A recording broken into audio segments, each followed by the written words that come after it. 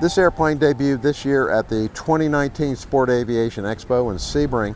If you know your kit airplanes, it looks like the Aventura Amphibian, and well, not exactly. Let's have Alex Rolinski explain it. So the Aventura II is offered as a kit. It starts at $38,000. That's without an engine, and then you can choose an engine and avionics from there.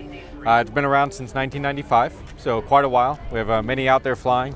Very similar to the aircraft you see here, slight structural differences, and as well as the build layup schedule for the fiberglass and things like that are a little different. So this airplane here is an Aventura S17. It's a special model because it has a few things that are a little different than what we would offer as a kit and or as a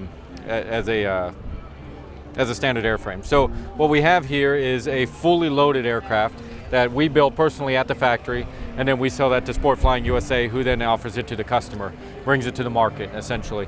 So what we have is 23 gallons of fuel, which is a very, very large amount for this aircraft, as well as a heater and doors, ADS-B out for 2020 compliance, glass panel using the Garmin G5 and Wingbug as a backup, has electric gear, Behringer wheels and brakes. That's alone a $2,500 option there. The hull itself is actually infused. So it's a vacuum bag process that squeezes out the excess resin. That gives us the weight of carbon without the cost, and it's using epoxy versus polyester, so it gives us that strength that we're really looking for. We also have an Aero Momentum 117 horsepower fuel-injected computer-controlled motor, which gives us 530 pounds of static thrust with a large prop that we can drive. So this aircraft, performance-wise, will beat many out there. This, in fact, will get off the water in 7 seconds, under 200 feet. And that's single pilot, of course, but those numbers are very impressive when it comes to other seaplanes.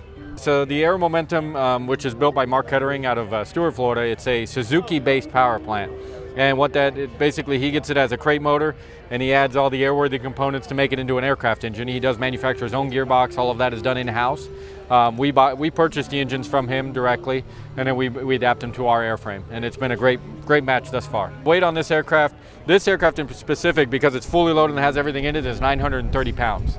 So on an average basis, we're about 100 to 150 pounds lighter than a Sea Ray.